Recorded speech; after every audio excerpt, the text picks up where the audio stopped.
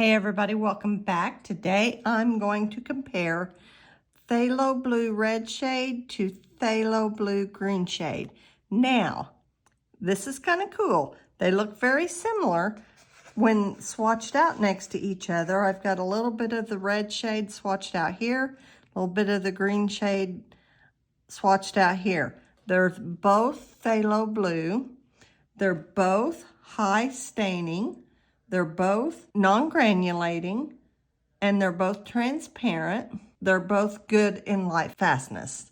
So these are considered the modern colors, and you could use phthalo blue red shade in your primary palette instead of ultramarine blue.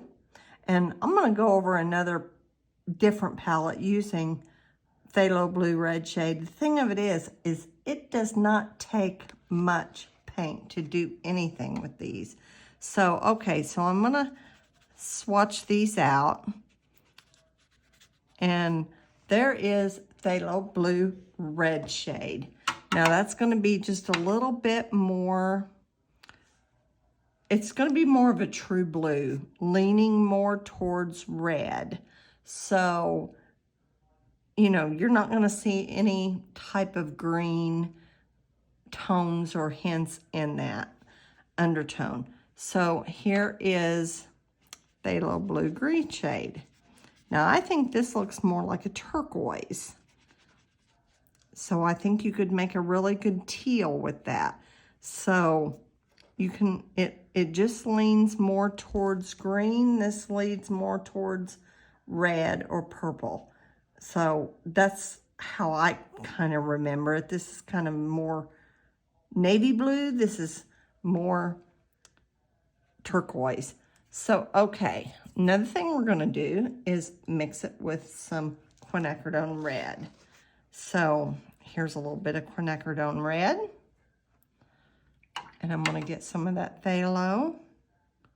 Just a teeny tiny bit. That's all it takes. A dab will do you with that.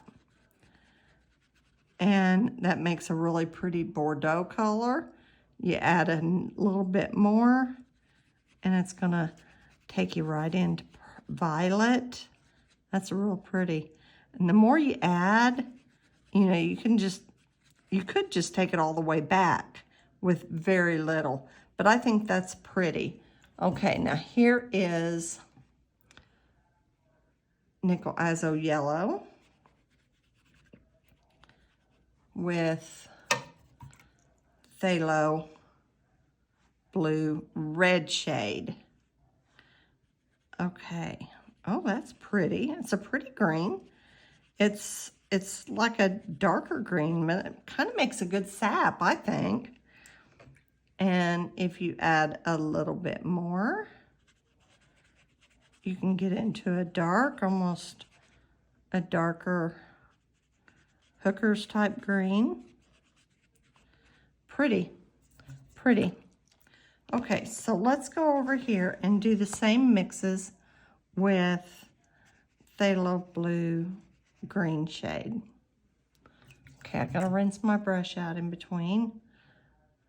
So, little bit will do you. Okay, so there's a wine Bordeaux color. It's not a huge difference, but there is a difference. There, it's going a little bit more towards purple. And this is more of a muted purple, where I think this one over here is more vibrant. So, you know, the green in this is kind of neutralizing, so it's going a little bit darker. Okay, so let's get some of that nickel azo yellow, and let's pull this. They say this lends well to seascapes. Oh, that's nice. That's really pretty color. It's brighter. I think it's brighter.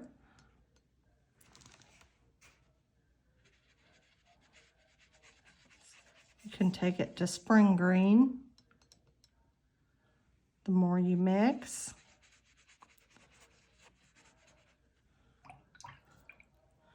So there's not a whole lot of differences, but if you want more muted tones, or if you want truer tones, you know, this is not going to have the yellow in it. See, that's mixed with yellow. That's a more muted green mix, and this is a brighter green mix because it already has green undertones in it. So I hope that helps you. I'll leave links in the description below to both these products that I use. These are Daniel Smith paints. Any brand will do you, but if you have them. So hope you found this helpful, and we'll see you next time. Bye.